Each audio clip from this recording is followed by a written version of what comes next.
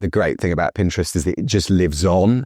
If you get some good images, they just are continually repinned for 1-2 years forward. And we get 750,000 sort of views on Pinterest, and that's just organic. And then we get, over 100 to 150 organic visits to the site a week.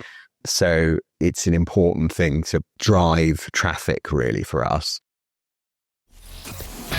It's the eCommerce Master Plan podcast, here to help you solve your marketing problems and grow your e-commerce business.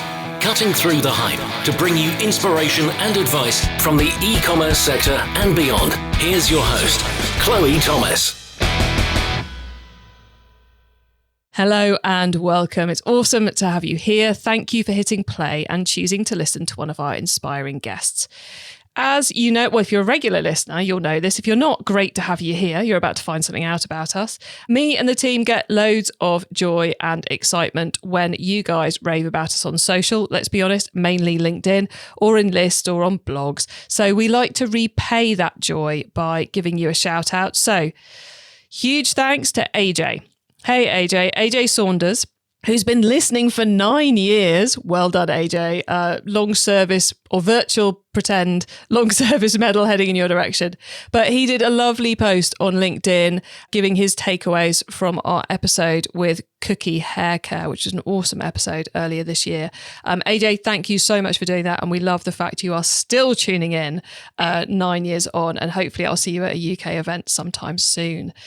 If you want a shout out, you know what to do. Put a post about us on LinkedIn, tag me in it, tag the show in it, or drop us a review on Apple or Spotify. In this episode, we've got a repeat guest. Yes, we've got someone who was so good the first time we've invited them back on again. They have been doing some super cool twists and pivots in their business, and they're going to be taking us through that, which includes changing physical store. It includes a renewed focus online, including the SEO, Klaviyo, and social tips they've done. We talk about doing real world pop-ups at fairs and events over the summer, and stick around right the way through to the top tips, because they drop during the tool top tip an amazing influencer tip. So loads of cool stuff in this one. We may well turn the whole thing into mini video snippets to share on Insta and LinkedIn and TikTok. We may. That's how good this episode is, how much value you're going to get out of it. So make sure you listen right the way to the end, and then you'll get my take on it too. We all know promotions work, but they damage brands and margins. RevLifter's intelligent offers drive results by using behavioural signals to target the right customers at the right time. When Radley London partnered with RevLifter, they saw 15% more conversions, 20% higher AOV, and an 8% saving on promotional costs. Wow!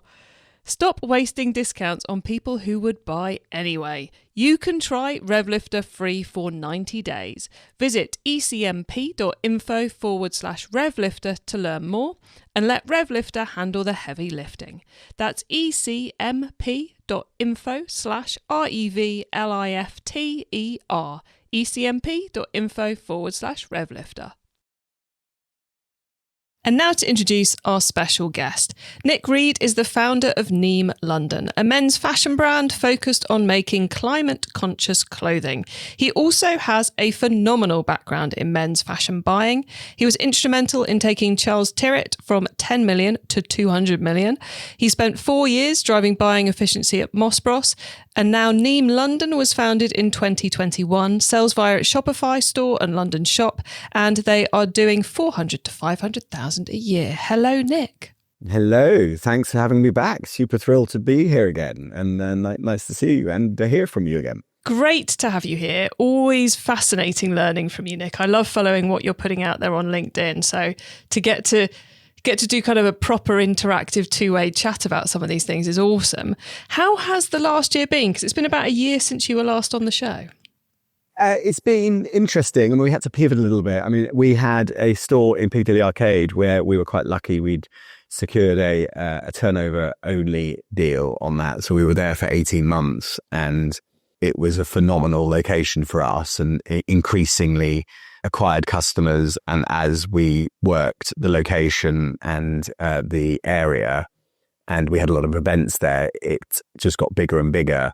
But that turnover rent deal came to an end, and we did negotiate a deal to stay there on a 3-year basis, but we were concerned about the fixed costs and the rent that they wanted, which was a bit of a 50-50 call.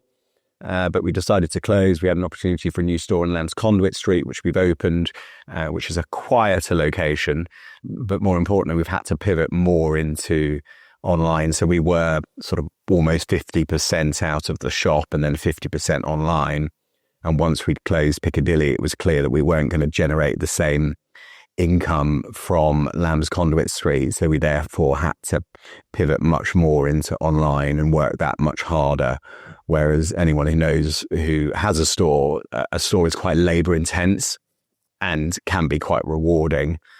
So we were careful that we didn't want Lamb's Conduit to be as labor intense because we wanted to divert some focus and attention into the online sales.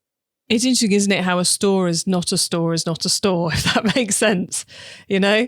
That's right, yes. I think in today's world, channels to market are becoming increasingly complex. So using, Meta and Instagram as your main acquisition tool is good, but we don't spend any money yet on Meta. I think we will, but we've scaled with what we're calling a rather rude fuck Zuck policy, which we've done up till now. I think, unfortunately, we'll have to embrace Zuck this year in order to kick on. But if you're not spending on Meta, it means that you've got to work other channels, including a physical location. And we've also run a lot of festivals, fairs, pop-ups. Last year, we ran over a dozen as a learning exercise, which then set us up nicely for this year, 2025, where we're much clearer about which pop-ups and festivals and fairs to appear at and what we need to do at those physical pop-ups in order to get a return on the cash spent. Gosh, there's so much there for me to unpick, Nick. I could go in about a million directions. I think, first off, let's go back to the exit from Piccadilly, because that's, like you said, it was a 50-50 call, but I totally get why at this stage in the business you wouldn't want to be committing a large chunk of cash for 3 years to something when you've still got lots of other avenues to explore. Like, as you said, over the last 12 months, you've been exploring growing the online sales in their own right and also the pop-ups and the festivals activity. So was that flexibility one of the key reasons why you decided to give up the successful location? Yes, in a way. I mean, the fact that we had to pivot forced us into thinking differently about how we were acquiring customers and driving traffic to the site and then encouraging repeat purchase. But the store, whilst brilliant, did also mean that at times you could be a bit laissez-faire about what you were doing online because you knew that people were coming in every day and they were spending.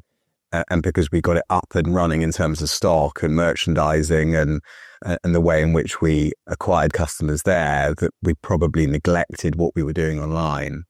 But I think having a store is it's a fixed cost. And within a small business, a fixed cost will destroy you because you're just putting yourself under too much pressure to hit that target every month. Whereas if you're running more variable costs, you can sort of turn the spend up and down depending on the time of year. And we all know how bad, February is and August is, unless you're running lots of festivals and fairs in that period. Whereas other times of year, you're sort of making hay. November, December and May, June for us are good months. So it's just that fixed cost, I think, is a dangerous thing to get caught up in when you're running a small business. Totally get where you're coming from with that. And the outside events, so going to these festivals, these big outdoor exhibitions, was a big old test that you ran in 2024. And you're doing it again this year. So clearly some of it went well. Anything you would share for anyone who's thinking of doing a similar test and expanding in that way as well? Yeah, and the main thing is you're trying to work out where your customers will or are going, at the weekend, and in the summer holidays, really. So a very clear barometer or yardstick for us on that is, well, would we go there? And would we think the customers go there, and ask the customers via surveys? So we made some mistakes and picked some fairs like Game Fair we went to. And I don't think I'd personally ever go to Game Fair. And it's a great show.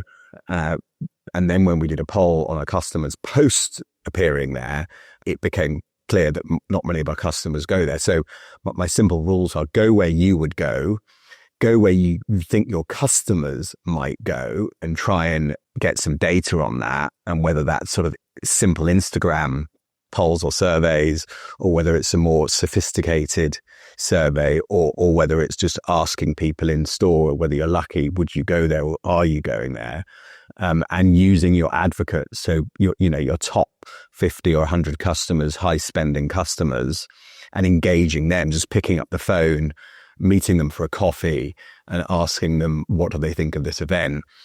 And what we learned was, we ran a number of events where we took quite small stands, and then we ran some others where we took quite large stands.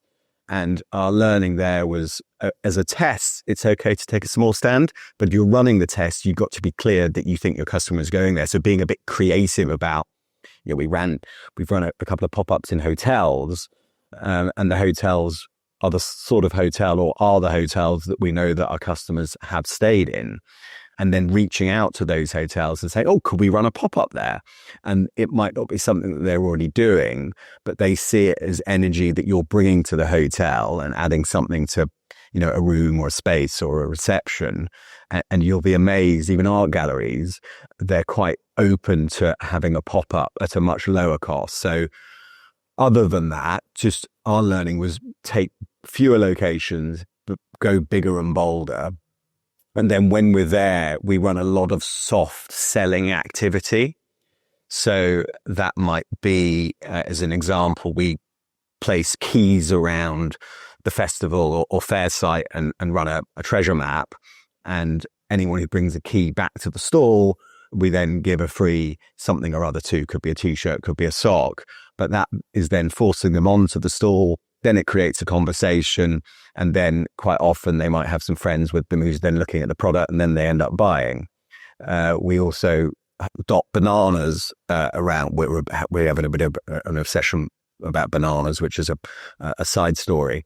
But we dot bananas around the site. Children find the bananas. Children bring the banana back to the stand. And again, you engage the parents in a conversation that might lead to a conversion.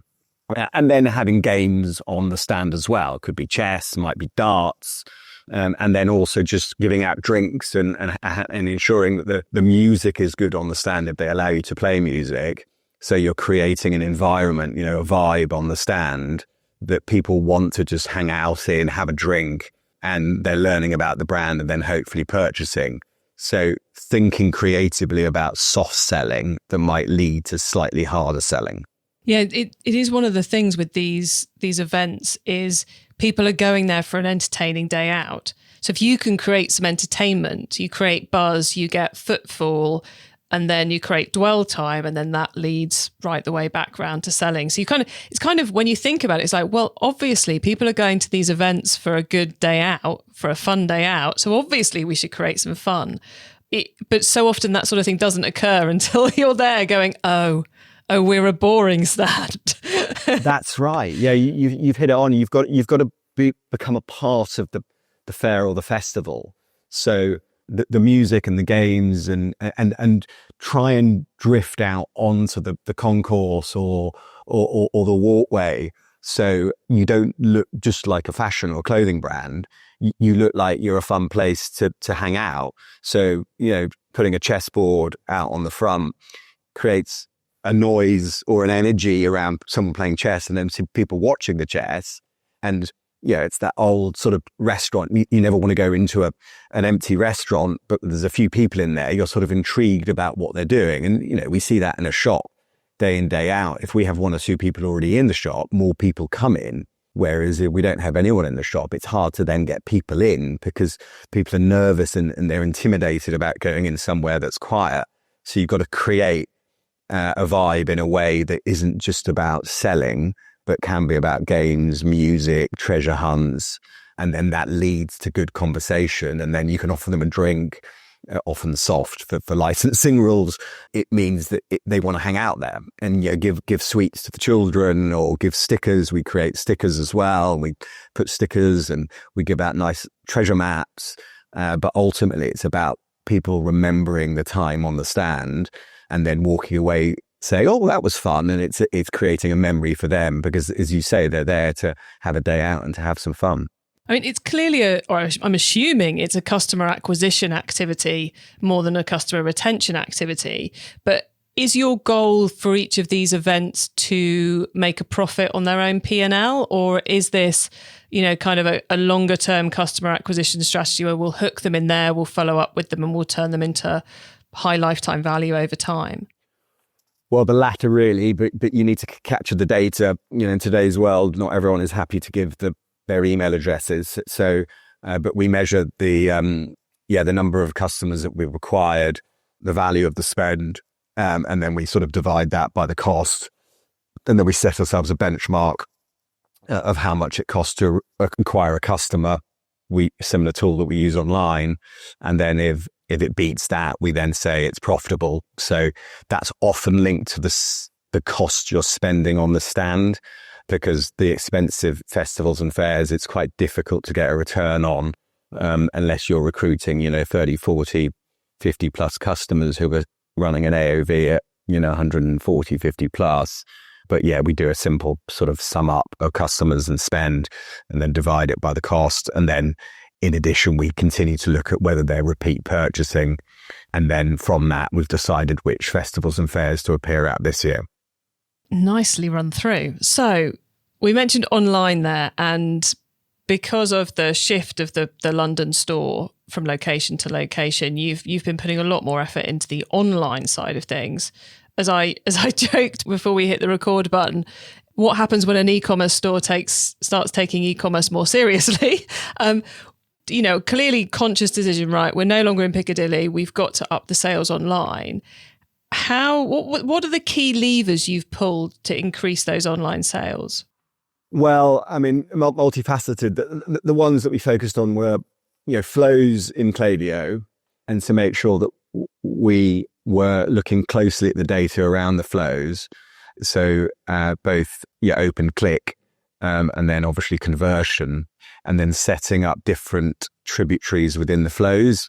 So abandoned cart, we have 5 abandoned carts emails as an example, because we work with a sort of AI company that based on the data that they have on the customer that they can pull from the website or from online rather, they can see whether it's a shipping sensitive customer, price sensitive customer, a style sensitive customer, and then they receive a different abandoned cart. We've seen a big increase in abandoned cart purchases.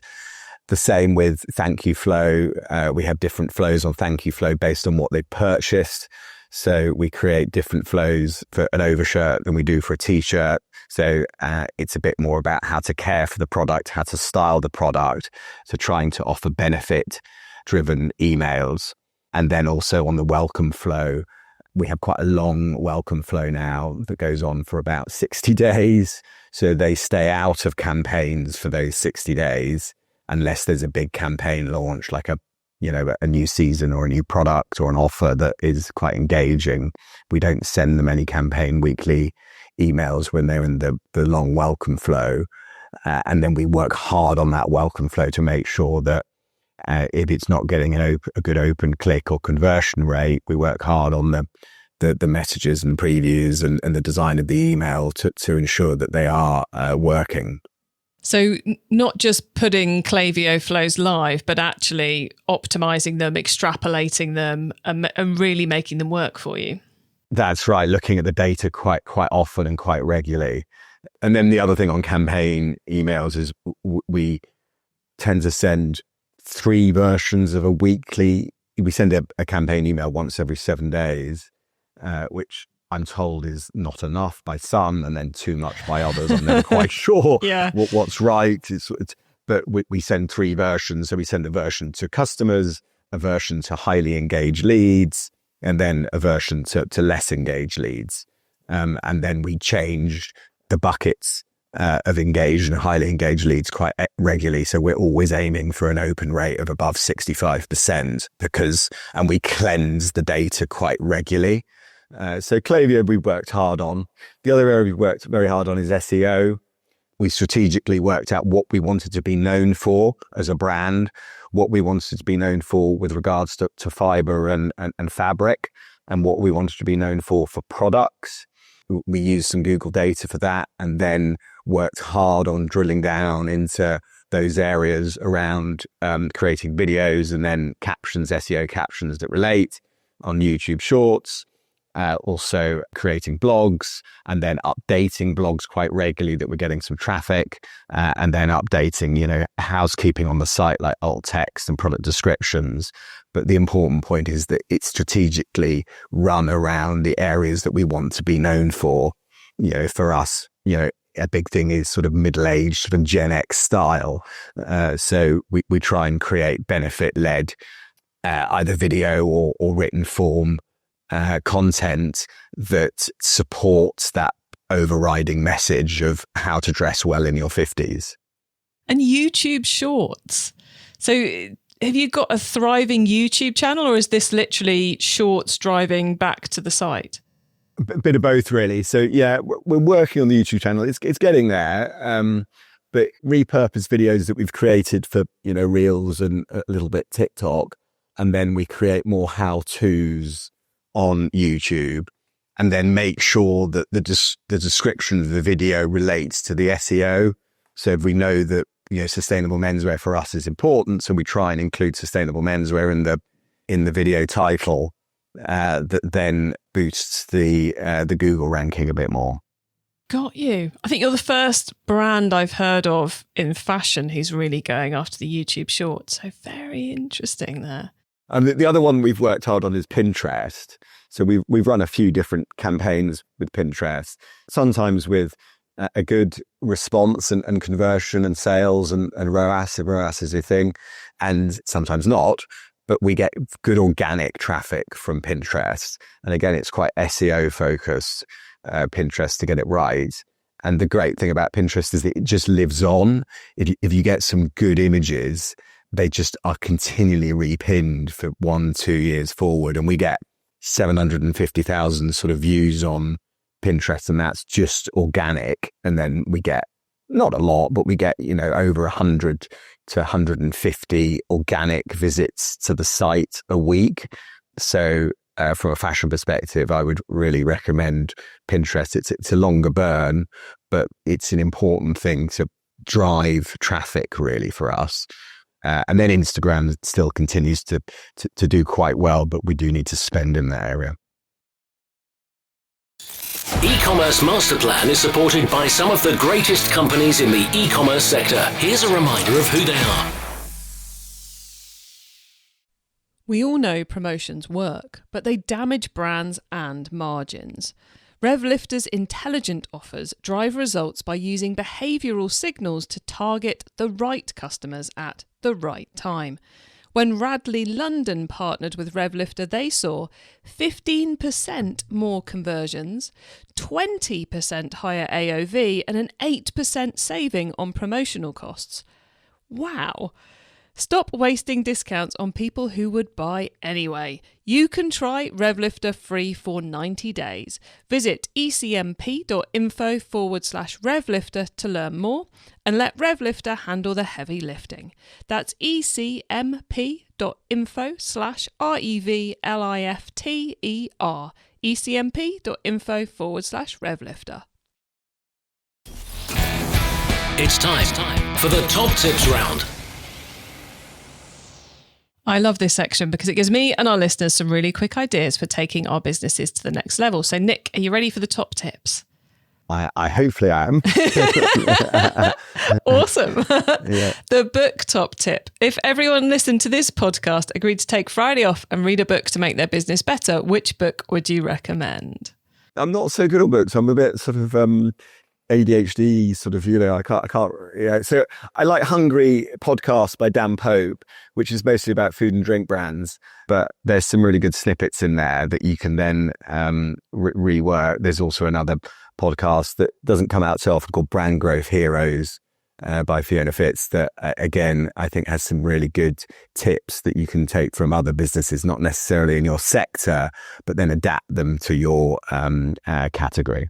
It's always good to learn from people doing things you're not doing, isn't it? Kind of having a peer over the fence at what the food and drink guys are doing or what people in something completely different are doing. Yeah, I think that's right. I think also with video content, we tend fashion video content, organic content that we create. I think a lot of other fashion brands look quite similar. It's all quite sort of cool and subdued and pared back, whereas we take a lot of our organic content ideas from food and drink brands who are selling one product repeatedly. So they have to be quite creative with the content that they put out. Whereas fashion brands have that luxury of producing new products more often. So therefore the content tends to be around only the product, whereas we try and mix it up where it's about new product, but it's also about benefits to the customer of the brand, which I think food and drink brands do very well. It's a good way of looking at it. I like that. Okay, the traffic top tip. Which marketing method do you either prize above all others or think doesn't get the press it deserves? Well, I mean, the two I said, really. I think SEO is really important. I think it lives on, in today's sort of AI world. I think SEO is going to become more important. So I think SEO also focuses the brand into what you really stand for. So it forces you to be a bit more strategic rather than get distracted with a new area that you think is important because it's fun or interesting. And you can see people are searching for you and then coming to the site. It's therefore a focus. So go deeper on that area. And then the other one I've already mentioned as well is Pinterest. I kind of believe in Pinterest as a channel. I think it's a good one for fashion. Excellent. Okay, the tool top tip then, maybe a collaboration tool, a social media plugin, a phone app, or just a way of working. Is there a cool little tool you use that makes you and your team more efficient from day to day? Well, I mean, tool, we're Telegram. I've probably said that one before, didn't we? We're Telegram obsessed. So Telegram is our tool that we use internally to communicate, and we have lots of groups set up, and it's a really good way of searching for a particular thing that you might have missed. If it's in the SEO group, you go back and look in the SEO group and then there it is, and then you can pin multiple things on there. In terms of marketing or collaboration, the one thing we've done that's worked well in the last year is influencer. So we built a profile page per influencer. So we tend to target influencers that are between 5 and 30,000 followers. Above that just becomes prohibitive for us cost-wise. And then we run a program with them of 3 to 5 posts over a sort of 6-7 month period. And then we create a profile page for them, which has their images on the profile page. We've just built the page in Shopify. It's got their, it looks like they've designed the page. It's got their images. And then we curate 10 or 12 items that they like from the collection. And then effectively it's an affiliate way of marketing, is that they then post using the profile page that we've built, put it in their bio, and then give a code to their followers. And we've seen good traffic and sales from that area. But the important thing is it looks private. It's a page that's designed for that particular influencer. Do you know, it's weird how few people do that with influencer marketing, because we know from Google ads, if your ad matches your landing page, you get a better return. With email, if your email matches your landing page, you get a return. And how easy is it to build a landing page for an influencer you're working with really well? It's kind of mad. That sounds like news. That's right. And if you're doing it over a period of time, then each time they're posting or creating a video, you can then take the stills, put it on the page so it looks relevant. And of course, you're gifting the product that you've got stock of. So it becomes sort of virtuous that you want to promote this product. They're then photographed in it. They're then showing them how to wear the product. and it's less hard selling. But and often these influencers, micro influencers that aren't doing it full time, you know, they have a job as a graphic designer or something as well. They have quite an engaged, focused following. And again, we target, you know, generally men who are influencers in their sort of 45 Gen X age who, you know, are our target market. So that's worked really well. Nice. And the carbon top tip. What's your favourite way to reduce the carbon footprint of an e-commerce store? Well, I mean, I could talk about that for hours. I mean, for us, it's just about knowing the supply chain and knowing it right back to source. Really, we track all Scope 3 impact. So we're developing a product at the moment that's from farm to fashion. So we try and go right back to farm. So I think that the simple tip is just know your supply chain, really. Yes, that seems to be the theme of this particular top tip for 2025 is it's all about the supply chain. That's right. Yeah. And Scope 3 impact is huge in fashion. So just go as deep as you're able to. But it's a difficult one because the deeper you go, the more complicated it can become. So it can turn into a bit of a spider's confusion web. And whilst you're doing that and really studying your supply chain, you're not monetizing the business, really. You're just looking deeply. But so you've got to be careful that you divide your attention towards it, that you can afford to. Very true. Nick, it's been awesome catching up with you.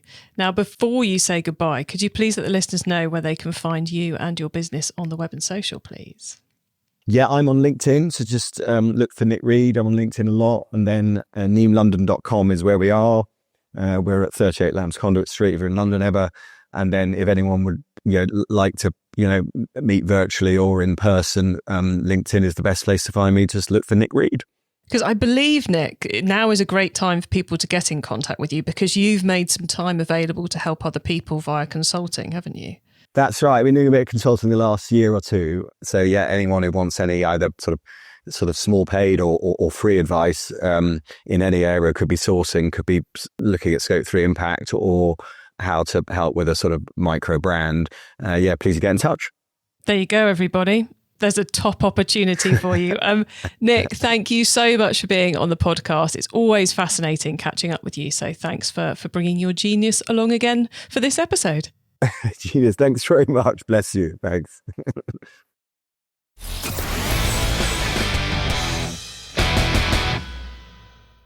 Always a pleasure to catch up with Nick. And how many value bombs did he give us all there?